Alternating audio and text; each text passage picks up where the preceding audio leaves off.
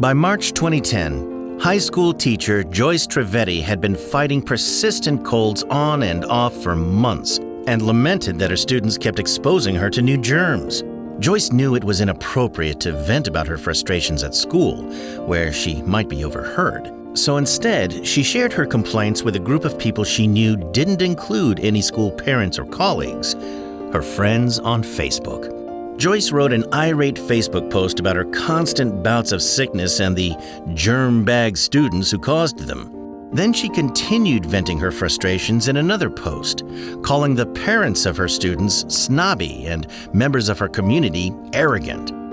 The next morning, Joyce received an email from her supervisor, Superintendent of Schools Alicia Watson. Alicia told Joyce she had just received 2 angry complaints from parents of Joyce's students. Someone in Joyce's Facebook network had shown her posts to the parents, and they were deeply offended.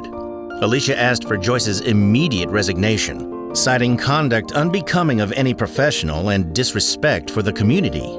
Joyce was mortified. She'd thought the feelings she shared online were insulated from her school community. Clearly, she'd been wrong, with disastrous consequences. Joyce wrote back to Alicia, apologizing profusely. She explained that despite occasional frustrations at work, she loved teaching. She'd been at the school nearly 15 years, and she understood how inappropriate her comments were. Then, with Alicia's permission, Joyce met with the parents to apologize in person. As a show of good faith, she deleted her Facebook account.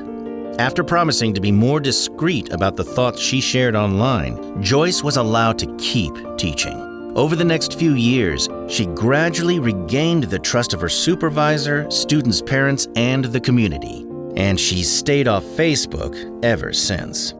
Breathe in now. And out.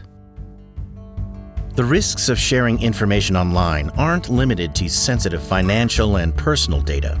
Sharing stories and information about students, customers, coworkers, or business partners without their explicit permission can have unintended consequences, from violating their privacy to damaging your reputation. By sharing with discretion, you'll help protect the online presence of your organization and its stakeholders. For today, think about potentially sensitive information you've shared about yourself or your work online. Write about how you would feel if your boss, coworkers, or customers discovered that information. Social media can be a great tool, but as Joyce found, if you aren't careful with what you share and how you share it, the result can leave you feeling sick.